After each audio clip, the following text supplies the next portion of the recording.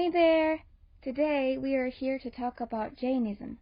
Well, specifically about someone who was the master at this religion, the GOAT, like Michael Jordan of basketball, the Drake of rap, the... Too much? Today we are going to talk about the life of Mohandas Mahatma Gandhi. But before that, let's do a little check on how much we know about Jainism. Jainism is basically a religion of the super pacifist. Jains take 5 main vows. Ahimsa, I hope I'm saying that right, which is non-violence. Satya, which means truth.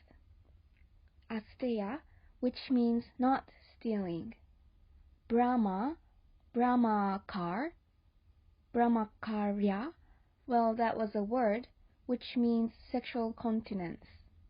And last but not least, aparigraha, which means non-possessiveness. These principles have affected the Jain culture in many ways, from their diet to the way they socialize. Back to Gandhi.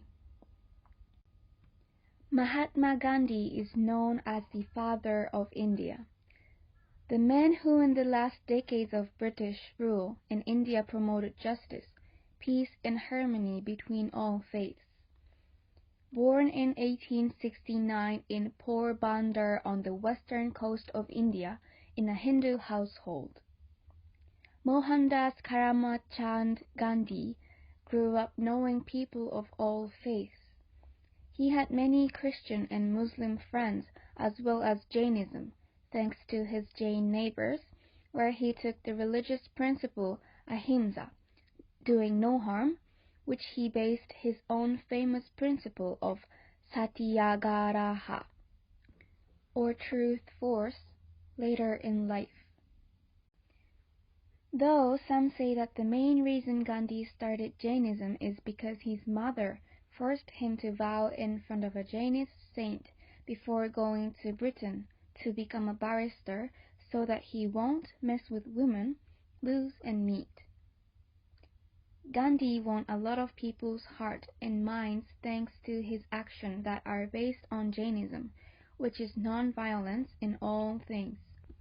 Though people mostly just consider him as a Hindu throughout his life, he did not like being classified for one religion, as he saw hypocrisy of organized religion.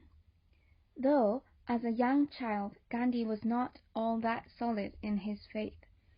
He used to copy his neighbor's test, and he also secretly ate meat, being told that the reason the British ruled their country was thanks to their meat-eating diet. However, feeling ashamed for deceiving his family and faith, he gave up doing such actions.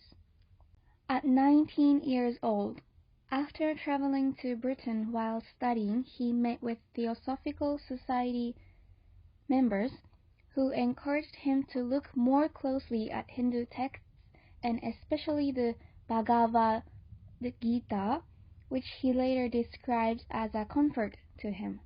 In doing so, he developed a greater appreciation for Hinduism and also began to look more closely at other religions. After passing his bar in Britain, he returned to India to practice law. He found that he was unable to speak at his first court case, however, and when he presented with the opportunity to go to South Africa, he left India again. When he returned to India, his immediate problem was to settle his small band of relatives and associates in an ashram, which was a group life lived in a religious spirit.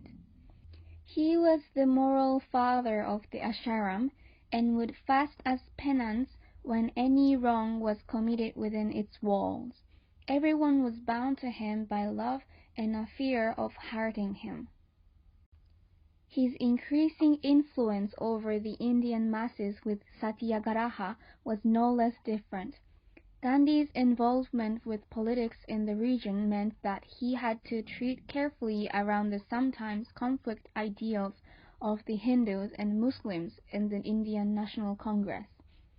Although he initially believed that the British colonial influence was a good one, he was increasingly aware that to be truly equal, the Indians would need independence from British rule. When he and other members of the Congress were arrested on 9th of August 1942, a wave of violent disobedience swept the country. Dismayed by the violent turn of events, he entered into a long correspondence with the government, but civil unrest continued during the after the war period. It was only the deep love that he had inspired in the Indians, both Hindu and Muslim, for him, that enabled him to control the violence when he threatened to fast until death. Just when the Indians had attained victory and the British had formally left, he was shot at by a young Hindu fanatic, angry at a man for promoting peace and tolerance for people of all faiths.